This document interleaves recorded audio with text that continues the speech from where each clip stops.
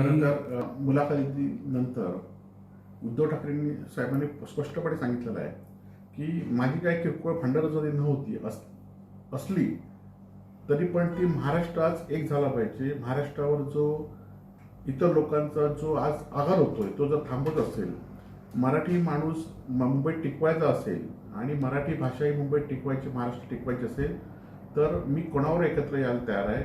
आणि त्याप्रमाणे उद्धवजींनी दिलेले आहेत. फक्त त्याचा गैरवापर होता कामा नये. आपण बघितलं असाल की अनेक वेळा निवडणुका आल्यात की सत्ताधारी पक्षातले लोक राजसाहेबांना भेटतात, त्याचा वापर करून घेतात आणि निवडणुका झाल्या की त्यांना बाजूला केलं जातं. आणि त्यामुळे राजसाहेबांनी सुद्धा एक गोष्ट स्पष्ट केली पाहिजे की आपल्याला कोणाविरुद्ध लढायचं आहे, कोणासाठी लढायचं हे स्पष्ट केलं पाहिजे.